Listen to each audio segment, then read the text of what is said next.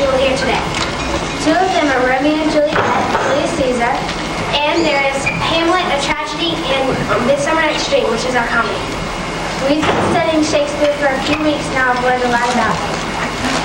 We will be starting off with an introduction from Mendelssohn, and so sit back, relax, and enjoy our show.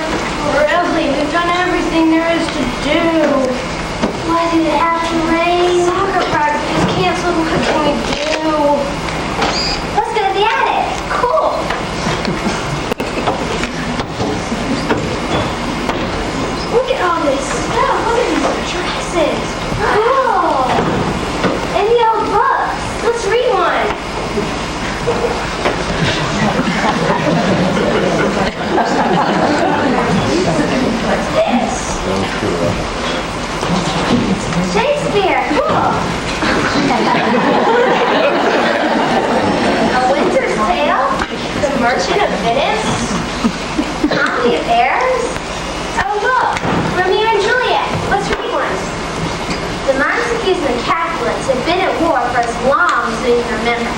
No idea what had started it, but it seemed like it would never end. Your house was built like indignity, and fear for run over lay our sins. Ancient grudge breaking community.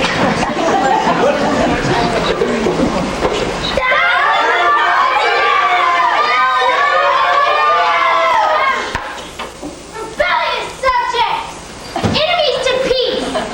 Cease on pain of torture. Throw your weapons to the ground and hear the tensions of your prince.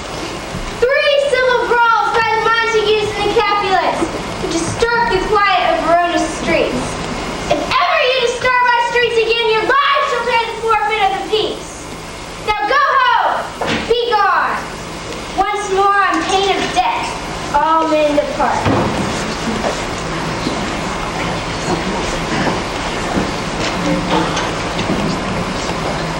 At the Capulet castle, Lady Capulet had been urging her daughter to fall in love and be married. She had no idea what was set before her and what trouble she was getting herself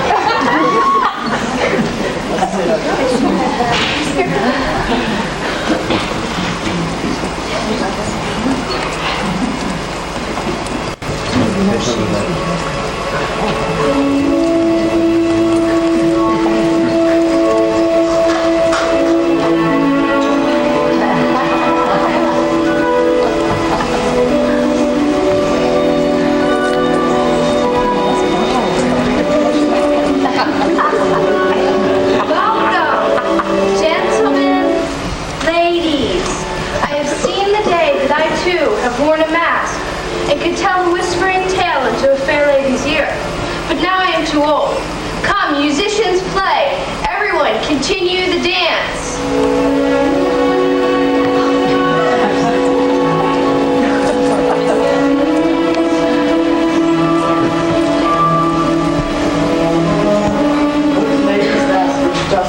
The hand of yonder knight. I know not, sir. Or does she teach the torches to burn bright? When this dance is done, I'll see where she goes and follow her. I never saw true beauty till this night. This, by a voice, should be a Montague. How dare you come here by a false face? Tybalt, what is the trouble? That, our foe, is a villain, a Montague. Young Romeo, is it? 'Tis he, that villain Romeo. Calm me, gentle cousin. Let him alone. He's behaving like a gentleman, and to say the truth, Verona brags of him to be a very good boy. I would not for all the wealth of this town here, in my house, do him harm. Therefore be patient. Take no note of him. It is my will. Put off these frowns. I will not endure it. He shall be endured. I say he shall. Do you hear me? Am I the master here or you? Go before you make a riot among my guests. Tis shame to No more for shame. All right, I'll distract with this intrusion shall be paid for.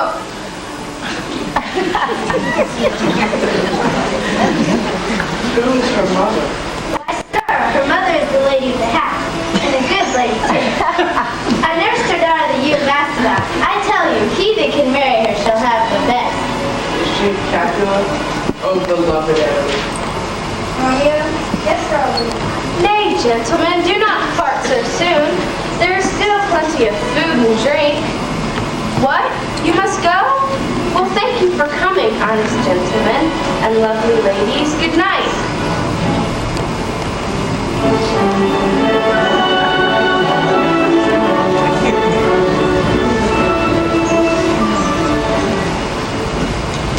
Come hither, nurse. Who is the gentleman you just spoke to? I know not. Go ask his name. He is married, and I shall go to my grave unmarried.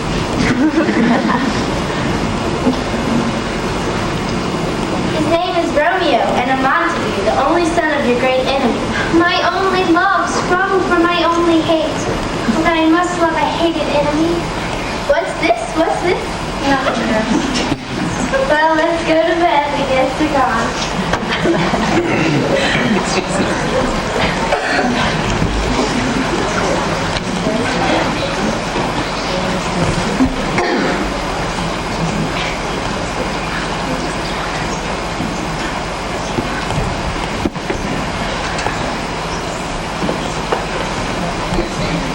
What's soft, what's light, through yonder window breaks. is the east, and Juliet is the sun. Arise, your son, and kill the envious heart. See how she leans her cheek.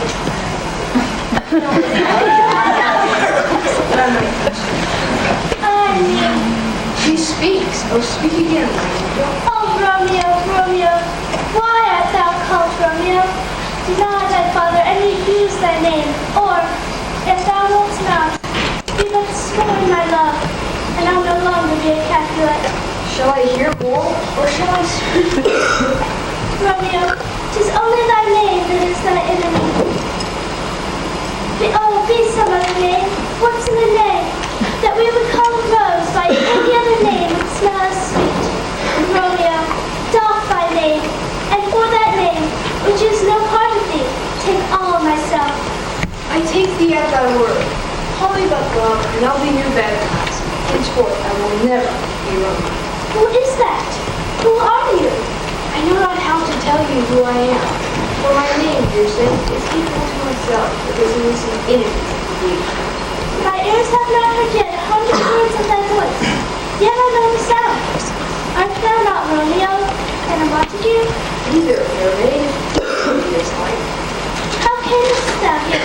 Tell me, and why? The orchard walls are high and hard to climb, and the place dead. Considering who thou art, if any of my kinsmen find thee here, With love's like wings did I fly over the wall, for stone walls cannot hold love out, and therefore thy kinsmen are no stone. if they do see thee, they will murder thee. Alack, there lies more peril in thine eyes than plenty of their swords. Be but sweet, and I'll be quick in this day. I would not for the world they saw thee here. I have night's cloak to hide me from their eyes. Gentle Romeo, if thou dost love me, pronounce it faithfully. Lady, by honor blessed moon I vow.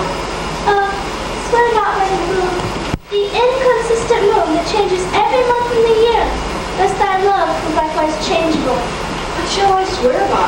Do not swear at all, and I'll believe thee. A sweet good night. Juliet, I hear some noise from within. Dear love, goodbye. A moment, good nurse. Sweet Montague, be true. Stay but a little. I will come again. Oh, blessed night. I am afraid all this is but a dream. Many words, dear Romeo, and good night indeed. If thy love be honorable, thy proposed marriage, send me word tomorrow by a messenger that I'll send to thee, wherein what time thou wilt perform the rites, and all my fortunes at thy foot I'll lay, and follow thee, my lord, throughout the world. Yea, I come, anon, but if thou meanest not well, I do beseech thee. Yea, by and by I come. Leave me to my grief. Tomorrow I will send a messenger. 1,000 times good night.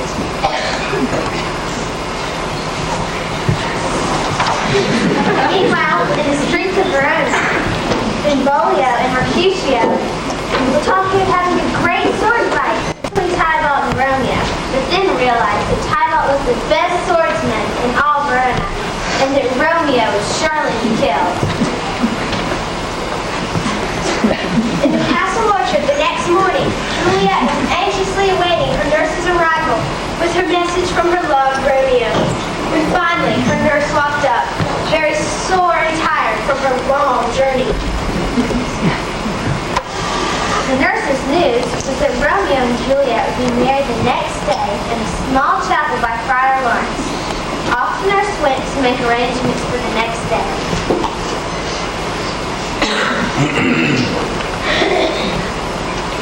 The next afternoon in the marketplace, Benvolio, Mercutio, Tybalt, and Romeo were gathered, and Tybalt attempted a fight against Mercutio, but Romeo tried to persuade him not to.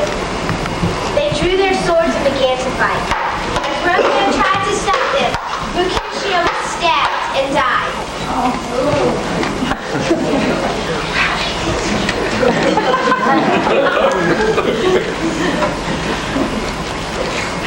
Later in the afternoon, as Romeo was mourning over Mercutio's death, Tybalt walked up and demanded a fight. Romeo and Tybalt fought long and hard, but in the end, Romeo had won. Tybalt was dead.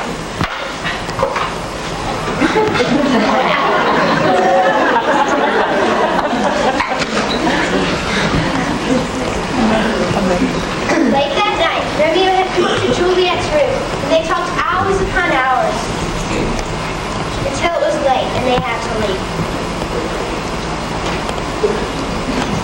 Later that night, Lord and Lady Capulet had come up to Juliet's room and demanded that Juliet be married to Paris the next Sunday. But Juliet demanded some more time, for she did not want to marry him. She had her heart set on marrying Romeo.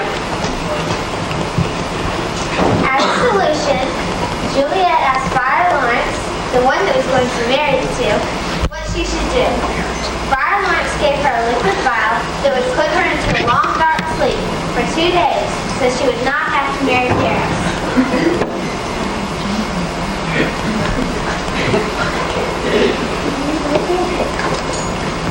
What? Has my daughter gone to Friar Lawrence? Yes, my lord. Well, I hope you can talk some sense into her. See where she comes with a merry look. Juliet, where have you been? Where I've learned to repent of sin and disobedience. Friar Lawrence has told me to beg your pardon. Pardon, I beseech you. Henceforth I am ever ruled by you. This friar is a wise man, and I am beholden to him. Stand up. It is as it should be. I myself will go to gentle Paris and tell him the good news. The wedding will be held tomorrow. No, not this Thursday. There is time enough. Tomorrow, I say! Gentleness, I pray thee leave me to myself tonight, for I am in need of many prayers to move the heavens to smile upon my state. Need you, Margot? No, Mother. We are prepared for tomorrow. So let the nurse this night sit up for you, for I'm sure you have your hands full with this so sudden business. Okay, get thee to bed and rest, for thou hast been used. Farewell. God only knows when we shall meet again. Cold fear thrills through my veins that almost freezes up the heat of life. I'll call him back again to come for me. Oh, nurse! No, my dismal scene I must act alone. Come, Violet. What if this mixture do not work? What if the poison the fire hath given me to prevent this unholy dignity? No, for he is a holy man. Romeo, Romeo, Romeo, I drink to thee.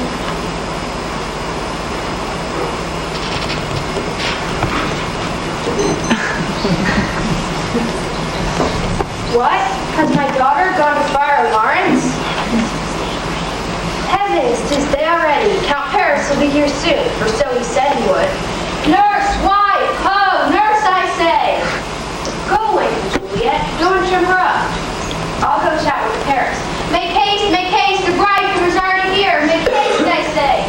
Mistress Juliet, fast and asleep, I warn it. Lamb, Lady Juliet, bride. What? Not a word? How soundly she sleeps. I must wake you, Juliet, dressed and asleep. I have to wake you.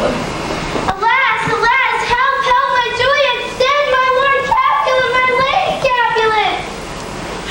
The noise is here. A lamentable day. What is the matter? Look, oh heavy day. My child, my only life. Revive, look up, or I will die with thee. Help, go help. For shame, bring Juliet forth. Count Paris is here. She's dead. Let me see her. Her blood is cold and her joints are stiff. Death lays on her like an untimely frost. And the sweetest flower of all yield. Oh, lamentable day.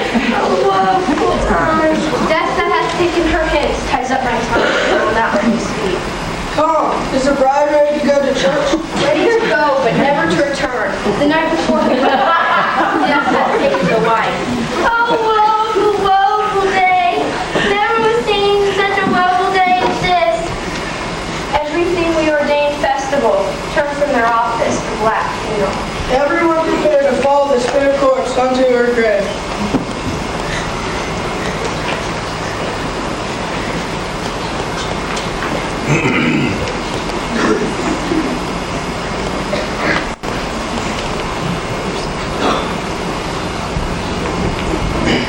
Oh, my love, my wife, death hath no power yet upon thy beauty.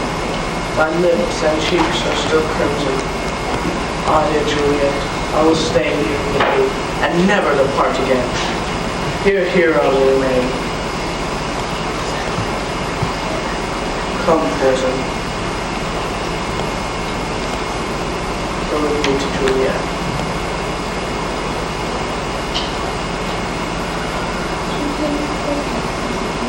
O true apothecary.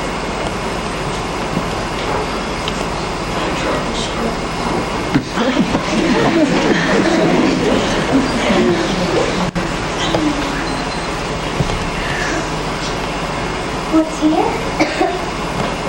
A cup closed on my true love's hand? Poison I see, but this time must end. Here's John Hall. Enough for the friendly drop for me.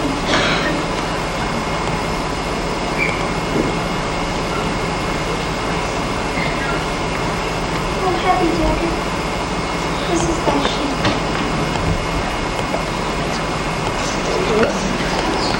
There was, and let me go.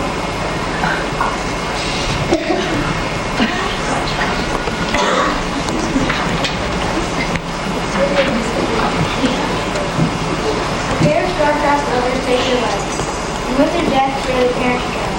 The rich shall talk more of these sad things.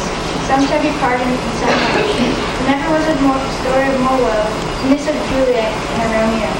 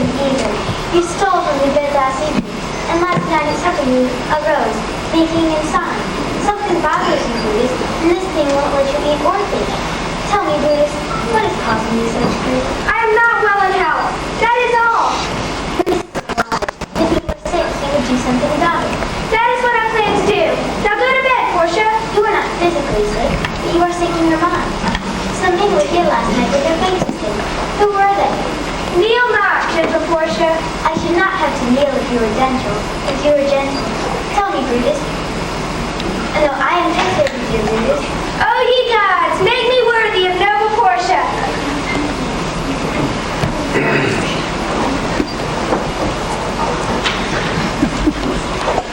Now, as we enter the house of Caesar, he is troubled by his wife's dreams.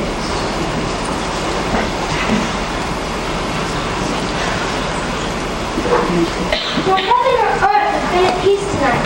3 times has Calpurnia called out in her sleep, "Help, ho, they murder Caesar.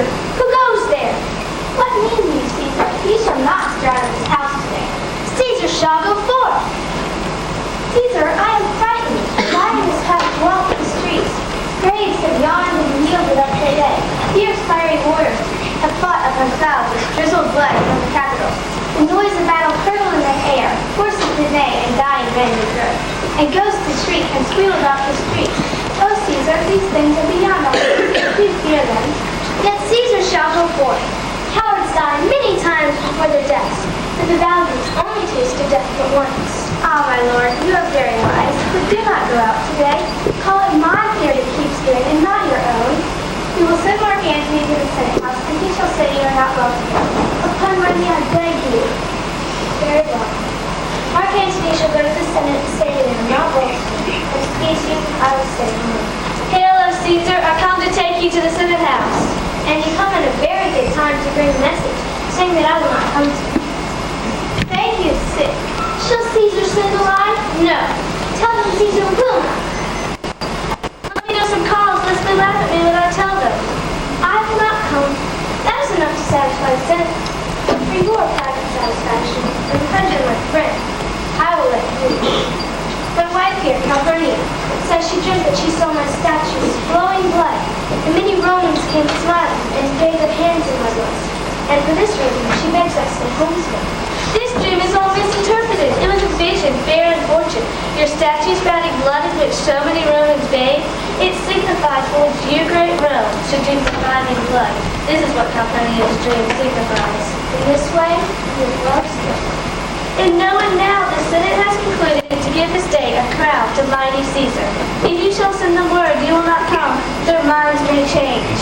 You are apt to be mocked when they say, break up the Senate until another day, when Caesar's wife shall meet violent dreams.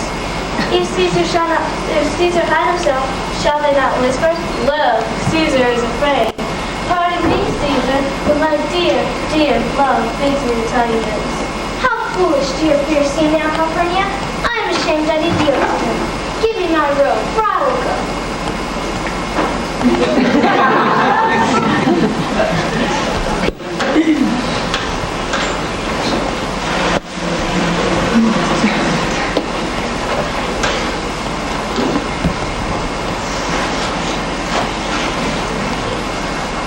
You there, the eyes of Martin come. I see them, but they are not gone.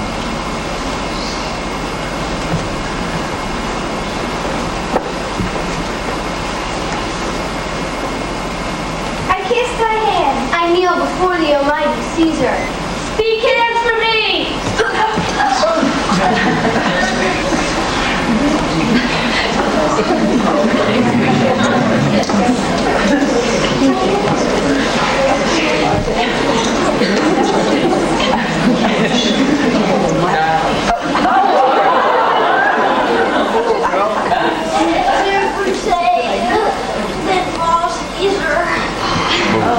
People, be not afraid! Ambition's debt is paid! Liberty, freedom, tyranny is dead! Yell it about the streets! Where's Mark Antony? He has fled to his house, amazed. Who comes here? My master, Mark Antony, wishes me say that Brutus is honest, noble, wise, and brave. Mark Antony wishes that he might see Caesar's body without any harm coming to him. Thy master, Mark Antony, is a wise and valiant Roman. Tell him he shall be satisfied, and, by my honor, depart untouched. I'll fetch him presently.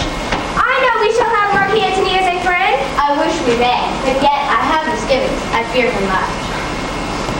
But here comes Antony. Welcome, Mark Antony. O mighty Caesar, do you lie so low? Are all your glories and conquests fallen to this? Fare thee well. If I live 1,000 years, I shall find no better place than to die right here next to Caesar. Antony, beg not your death from us, though now we must appear bloody and cruel. You see what our hands in this bloody business they have done. You do not see our hearts. Your voice shall be as strong as any man's in your government.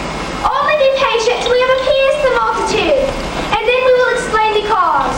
Why I, that did love Caesar, did strike him. I doubt not your wisdom.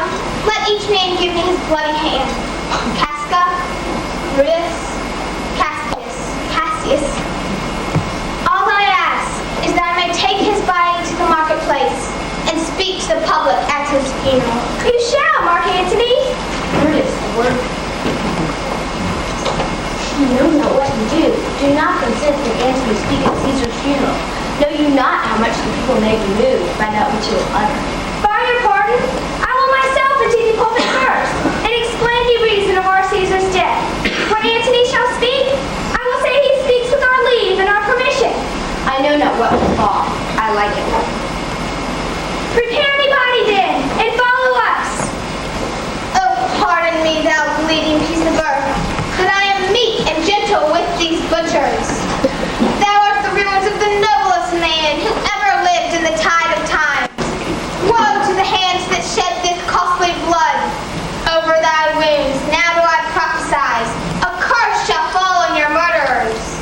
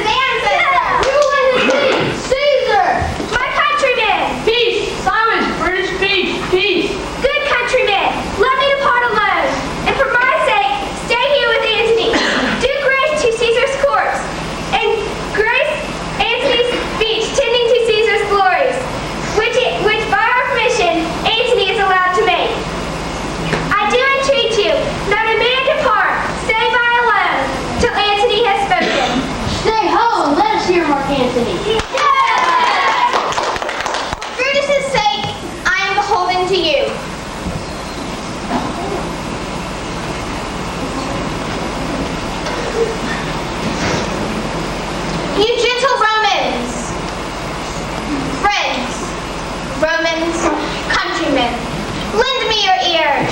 I come to bury Caesar, not to praise him. The evil that men do lives after them.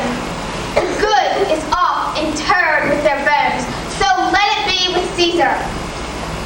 The noble Brutus hath told you that Caesar was ambitious. If it were so, it was a grievous fault, and grievously hath Caesar paid for it. Here, under leave of Brutus and the rest, for Brutus is an honorable man.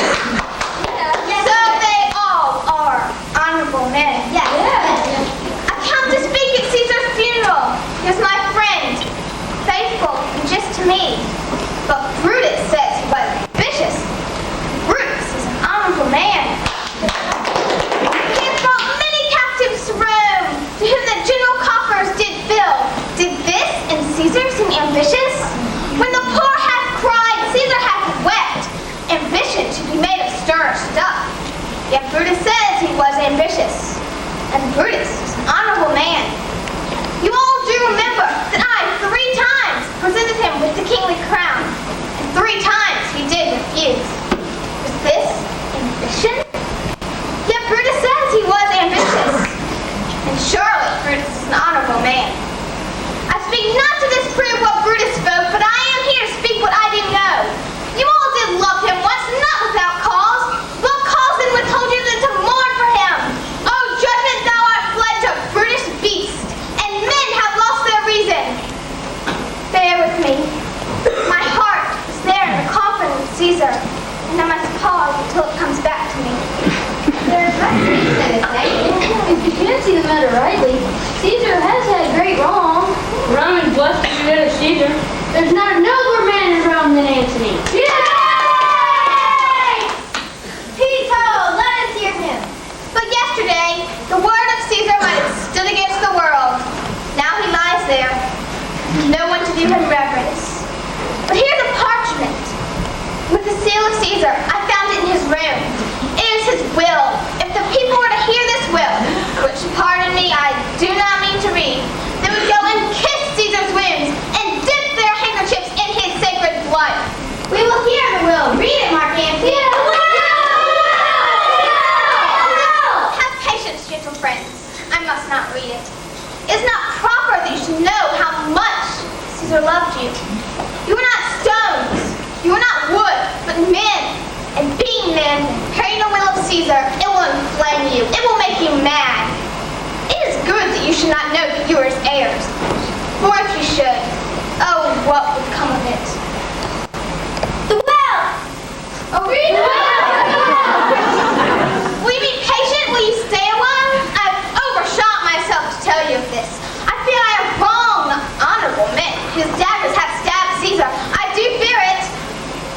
Caesar is not ambitious, therefore he did not take the crown. You will compel me then to read the will? The will! Let me show you him that made the will. If you have tears, prepare to shed them now. You all do remember this mantle. I remember the first time ever Caesar put it on. Look at the place ran Cassius' dagger through. See what a rent the envious Casca made. Through this, the well-beloved Brutus stabbed. And as he plucked his cursed steel away, mark how the blood of Caesar followed it. For as you know, Brutus, Caesar's angel. Judge, oh you gods, how this is the unkindest cut of all. For when mighty Caesar saw him stabbed, then burst his mighty heart. His mantle muffling up his face at the base of Pompey's statue, great Caesar fell. Oh, what a fall there was, my countrymen! Oh, now you weep! Oh, noble Caesar! Oh, Traitors, villains, we will be revenged. Stay! Hear most noble Antony, hear him!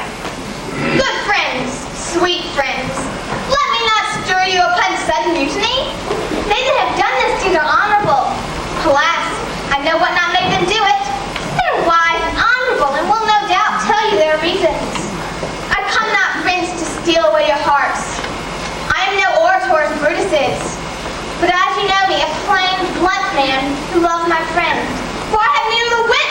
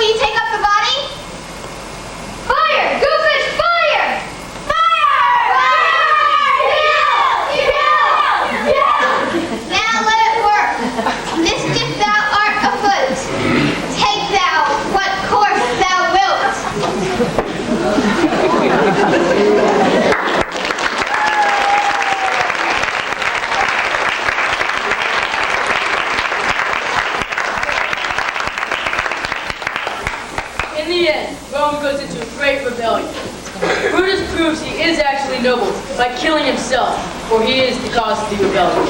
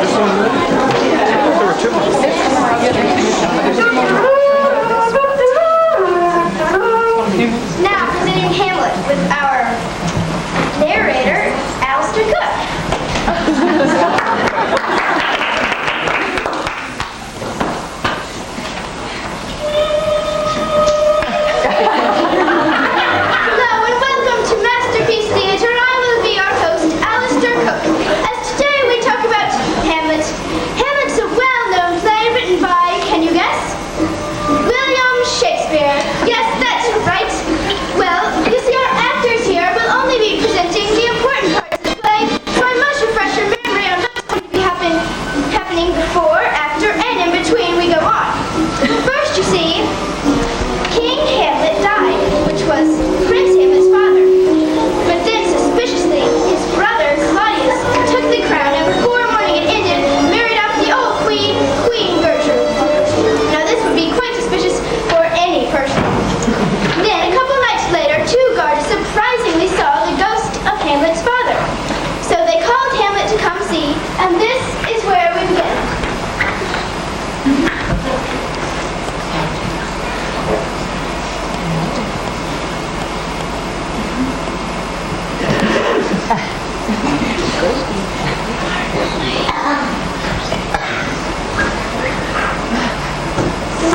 Whither will thou lead me? Speak, I go no further. Mark me. I will. The time has almost come when the river is plain, I must render up myself. Alas, poor ghost. Pity me not, but lend thy serious hearing to what I shall unfold. Speak, I am bound to hear. Thou shalt revenge when thou shalt hear. What? Now Hamlet listened. He said that while sleeping in an orchard, a serpent stung me. That is false. But the serpent that did sting me now wears my crown. My uncle? I, the beast with the witchcraft that is with one to the side of your most beloved queen, your mother. Oh, Hamlet would have fallen off with this. But soft methinks I sent someone here. Brief let me be. While sleeping in an orchard, my custom always of the afternoon, your uncle stole close and then tore a cursed poison in my ear. Oh, horrible, most horrible. Let that throne of Denmark not go unrevenged. Leave thy mother to heaven. Remember me, my son. Remember thy father. Remember me. Remember thee? I, poor ghost, remember thee? From my mind I'll wipe away all trivial records, and thy commandment alone shall live within my brain. So, Uncle, there you are. Villain, smiling villain, upon my word I have sworn it! What is it, my lord? Lord Hamlet! Gentlemen, give me one for a play. What is it, my lord? Never make known what you have seen tonight. We will not, my lord. We will not, my lord. So, gentlemen, you leave together, and still your fingers on your lips, I pray. The time is out of joint.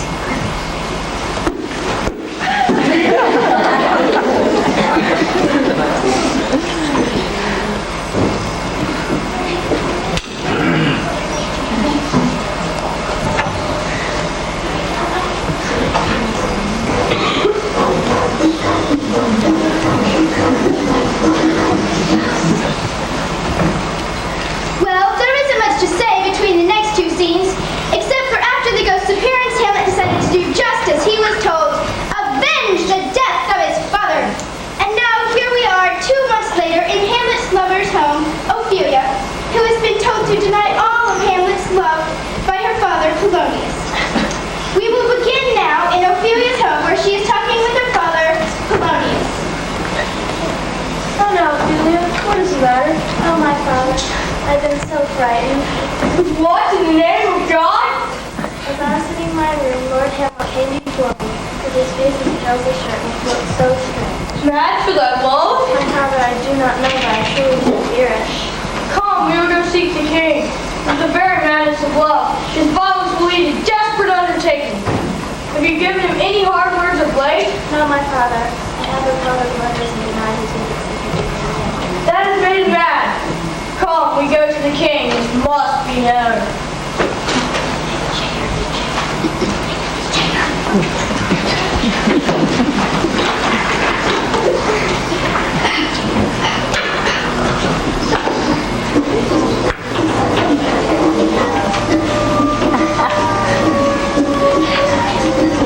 Well, in between all this going on, Hamlet was on a boat to England. But the sailors he was riding with turned out to be murderers hired to kill Hamlet by Claudius. So, Hamlet simply found the note and rewrote it saying to kill the sailors instead of him. Then, after the sailors were dead, he hitched a ride on a boat of pirates back to his kingdom, Denmark. When he got home, he found that his beloved Ophelia had committed suicide by drowning herself over mourning for her beloved father, Polonius, who Hamlet, her lover, had accidentally killed, thinking that it was Claudius. Back at the castle, after all this drama, Hamlet decided to make sure that the ghost of his father was really the ghost of his father. So, he had a group of actors put on a play about a king who was murdered. Hamlet made the death scene look exactly the way that the ghost of his father had said it was murdered. This would make Claudius very nervous if he really did it. So Hamlet had the play put on for King Claudius and Queen Gertrude. And just as he suspected, his plan worked. Claudius was as guilty as a rat. And this is where we begin, where Hamlet, Horatio, and Osric are talking about Laertes. My Lord Hamlet, I have a message from His Majesty. I will receive it, sir.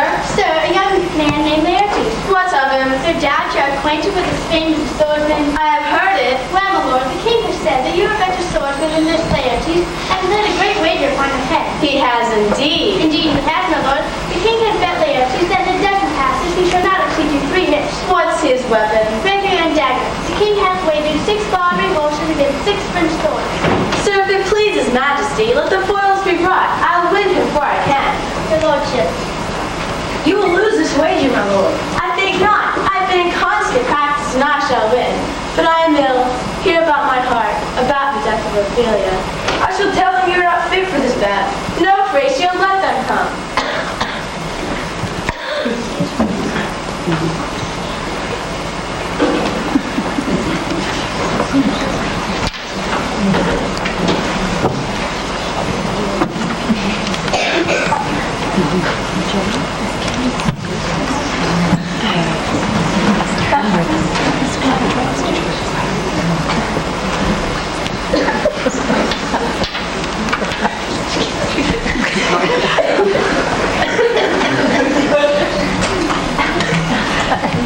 And here we are in the last scene where Hamlet and Laertes are about to fight for the inner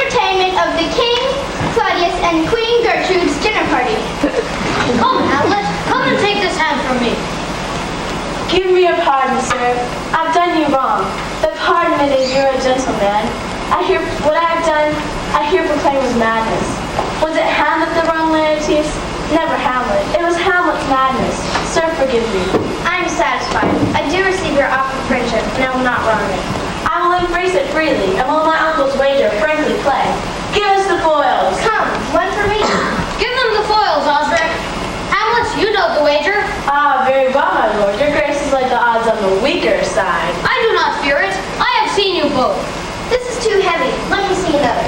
This likes me well. These foils all the same length. I am a good lord. Put the wine on that table. The king shall drink to Hamlet's better health. Give me the cup. The king drinks to Hamlet. Come, begin.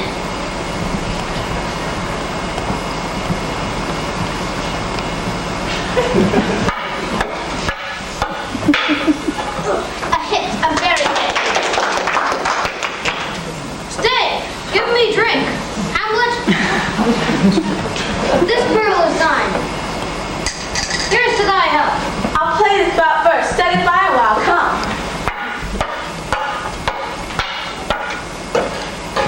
Another hit. What say?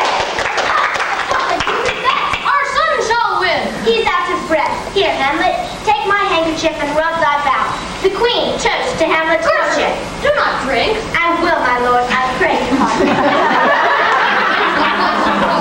It's too late. Come, Hamlet, let me wipe thy face. My lord, hit him now, but it's almost against my conscience. Come for the third, Laertes, but you do dally. I pray you do your best.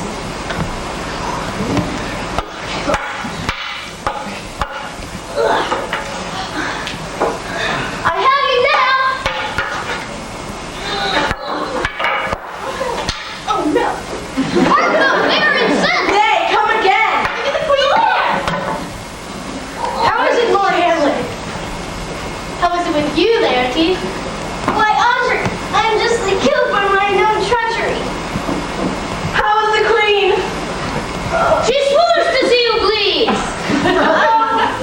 Oh, my dear Hamlet, the drink, it is poison. Oh, villainy! Let the doors be locked. Treachery, I'll seek you out. I am he, Hamlet. Hamlet, thou art slain. No medicine in the world can do thee good. You'll not live an hour of life. The poison instrument is in my hand, and I am killed by it. Lo, here I lie, never to rise again. The queen is poisoned. I can speak no more. The king is slain. Poison too. Then do thy work. Oh, my family friends, I am but hurt. Oh, murderous villain. Drink this potion. Follow my mother. I'm dying, Horatio.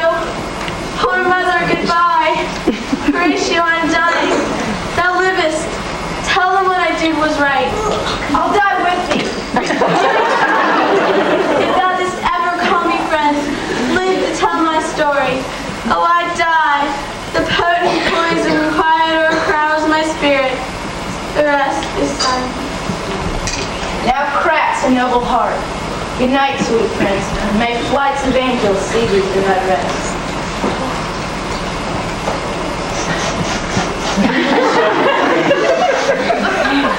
And that, my friends, is the end of our production of Hamlet. A story with many twists and many turns. Though a tragic story, the good will all meet in the end in heaven. Thank you for coming. Tomorrow night, same time, same place. Good night.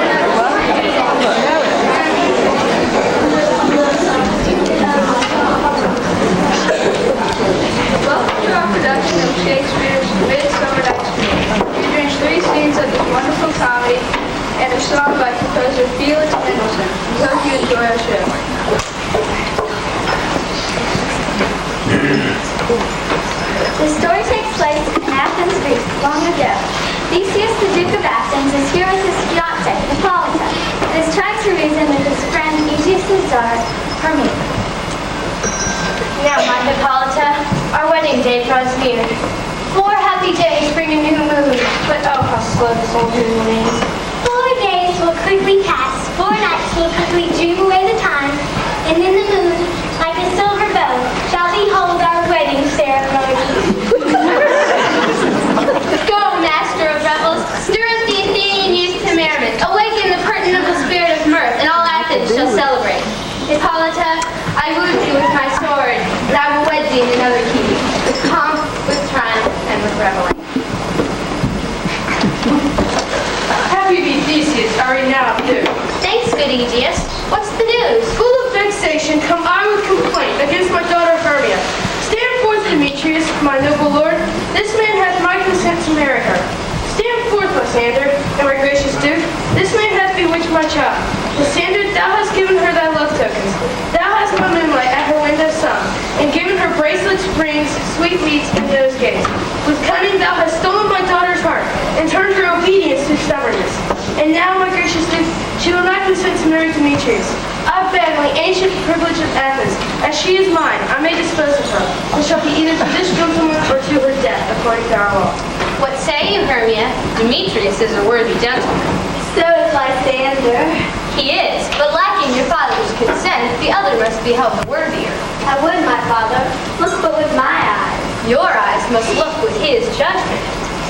I do entreat your grace. May I know the worst that can happen to me if I refuse to wed Demetrius? Either to die the death, or to endure forever the society of men. Therefore, fair Hermia, question your desires. Endure the life of a nun? Yes, I will. If I ever marry a man I do not love. Be not hasty. Take time to think, and by the new moon, either prepare to die for disobedience to your father's will, or else to wed Demetrius, or to join another. But let sweet Hermia and Lysander yield to my certain right. You have her father's love, Demetrius. Let me have Hermia. You marry him. True, he hath my love, and what is mine? I my love shall grant him. She is mine, and I give her to Demetrius. And my lord rich is he. My love is more than his. And Hermia loves me. Demetrius, I say this to thy face. Make love to Helena and won her soul. The sweet lady is madly enough with him. I must confess, I have heard about that and meant to speak to Demetrius about it. But Demetrius, come, Aegeus, you shall go with me. I have private matters for you both. And as for you, fair Hermia, try to see things your father says. I cannot change the law of Athens. Come, my Hippolyta. How now, my love? Why are your cheeks so pale?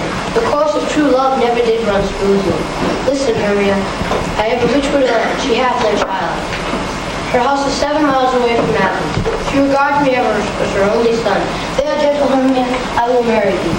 And to that place the sharp Athenian law cannot pursue it. Still out of thy father's house, and in the woods outside of town, I will wait for thee. Look, here comes Helena. Godspeed, fair Helena. You call me fair, Demetrius loves you, not me. The more I hate him, the more he follows me. The more I love him, the more he hates me. That is no fault of mine. None but your beauty. Would that fault be mine? Take comfort. He shall no more see my face. Lysander and I shall fly out of this place. So, Helena, we will tell you our secret. Tomorrow night we decide to elope. And in the wood, where you and I often play, Lysander and I will turn away our eyes from Athens and seek new friends in stranger company. Farewell, sweet playfellow. Pray for us. Good luck, Randy, Demetrius. Goodbye, Lysander. We shall not see each other till tomorrow at midnight. All right, Hermia. Adieu, Helena. I hope Demetrius learns to love you. Oh, how happy they are. Throughout Athens I saw this fair sheep. What of that? Demetrius thinks not so. I will tell him of fair Hermia's flight. Into the wood will he tomorrow night pursue her. And with this intelligence at least, he'll thank me.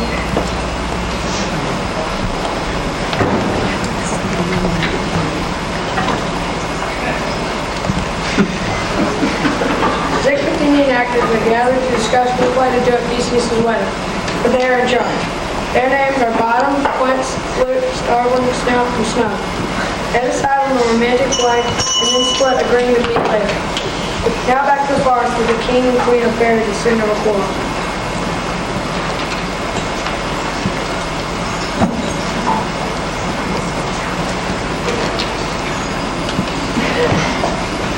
How now, Spirit? Whither wander you? Over hill, over dale, through bush, through briar, over park, over dell, through flood, through fire. We do wander everywhere, swiftly bid in your spear. And we serve the fairy queen. You must know seats and do your cheer. Hang a pearl from mother's house and sing. Farewell, we will be gone. Our queen and all her elves come here soon. The king does keep his relatives here to please the queen from not within his sight. For Oberon is code for half because she has gone lovely boy from Indian king. Just so from the advertise. Also lovely boy. Comes with flowers and makes them all their joy. And now they never talk, they do so fuss that all their elves hide it. Either I'm mistaken or she is here today to try to good shows. Now do you feel the sweet night wanderers? Look at how you sweet life in the world. That's right. And here comes Oberon. And here comes our mistress. You're met by moonlight crowd, What? Jealous, Oberon. Very slaves. I have forsworn his company. Terry Brash, Titanium. Am I not thy lord? Then I must be thy lady. Never since the middle summer spring met me, would thy brows thou hast to serve our sport. Therefore, the spring, the summer, the autumn, and the winter change their appearance, and the May world is not what she would glitch. This is what comes of our dissension. We are the cause. You amended then? It is your fault. Why should Titania cross her Oberon? I do beg a little changing, boy, to be my patron. Set your heart at rest. The fairyland buys not the child of me. His mother was my friend, and for her sake, I do rear up the boy, and I will not part with him. How long within this wood do you intend to stay? Perhaps until after Theseus' wedding day. If you will patiently dance in our round and see our moonlight levels, go with us. If not, shun me, and I shall spare your harms. Give me that boy and I will go with you. Not for thy fairy kingdom. Fairies away. We shall argue more if I long to stay. Well, go thy way. Thou shalt be sorry for this. My gentle one, come hither. Fetch me that flower, the herb I showed thee once. The juice of it on sleeping eyelids laid will make a man or woman fall madly in love with the next creature it sees. Fetch me this herb and be back here again quick. I'll put a girdle above the earth in 40 minutes. Having once this juice, I will watch Titania when she is asleep and drop the liquor of it in her eyes. And the next thing she sees, waking looks upon, be it lion, bear, or meddling monkey, she shall pursue it with the soul of love. And before I take it off from her sight, as I can do with another herb, I'll make her render up her page to me. But who comes here? I'm invisible, and I will overhear their conference. I love thee not, therefore pursue me not. Where is Lysander and fair Hermia? You told me they were still into this wood. Stop following me. You draw me like a magnet. Leave your power to draw, and I shall have no power to follow you. Do I entice you, or rather am a plans to tell you I do not, nor can I not love you? And even with that, do I love you the more? Demetrius, spurn me, neglect me, only let me follow you. Not too much. And the hatred of my spirit, for I'm sick when I look at you. I'm sick when I look not on you. I'll run from thee. I mean, you must return to the city. A young girl should not be out at night alone. It's not night when I do see your face, nor doth this wood like world of company, for you are all the world. How can you say I am alone when all the world is here? I'll run from thee and hide and leave thee to the mercy of the wild beasts. The wildest hath not such a heart as you. I will not stay. Let me go. And don't follow me. And in the town and the field, I'll follow thee. Fare thee well, young lady. Before he leaves this grove, thou shalt run from him, and he shall seek thy love. Hast thou the flower there? Hey, there it is. Give it to me. I know a bank where the wildflower grows. There sleeps Titania, and with juice of this, I'll streak her eyes. Here, take some of it. Seek through this grove. A sweet Athenian lady is in love with a disdainful youth. Anoint his eyes, but do it when the next thing he sees may be a lady. You will know him by the Athenian garments he hath on. Fear not, my lord, your servant shall do so.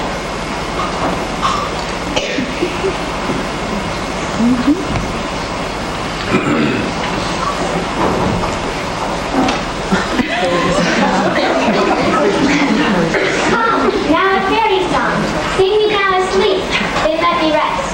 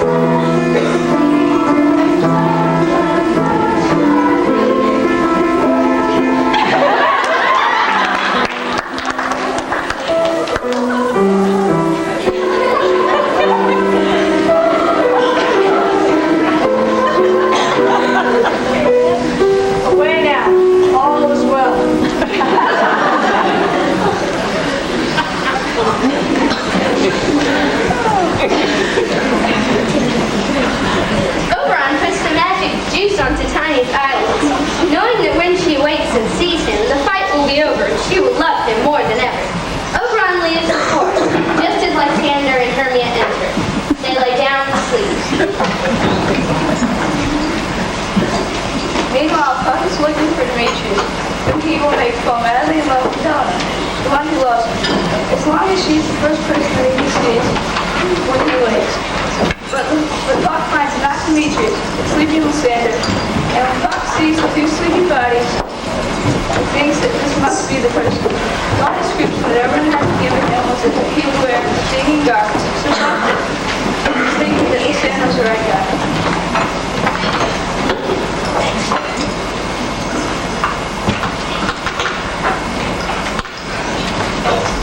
Helen and Demetrius then come strolling into the farm, but Demetrius is cruel and runs away from the person who makes him sick. Helen needs someone to cheer her up, and her eyes fall on her good buddy Lysander, who is sleeping. Lysander wakes up, and just as the person had promised, falls madly in love with the first person that he sees. But instead of Hermia, who he thought was true love, he saw Helen. The three actors come to a spot where Titania is sleeping, deciding that it's the perfect place to practice for their big play. Everything goes great until Bottom starts singing so loud that it awakes Titania, and because he is the first person that she sees, she calls him mad. What makes matters worse is that he is wearing a donkey mask, so she really fell in love with his donkey.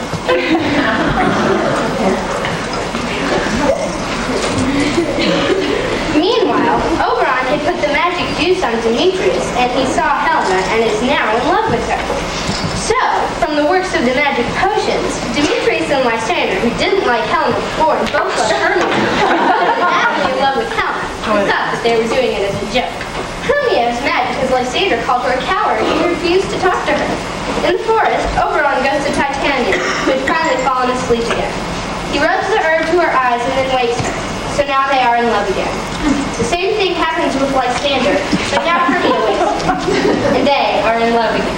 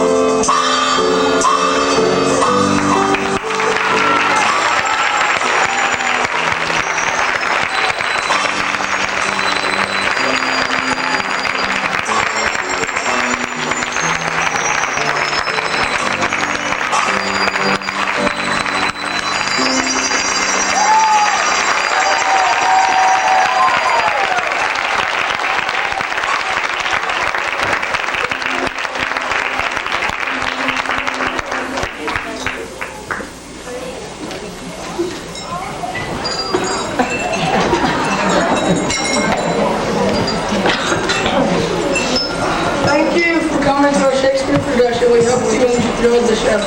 Miss Mercy has an announcement. For 1 minute, all of you that have signed up for the end of the year graduation party, can I just speak to y'all for 1 minute? This is better than meeting another time.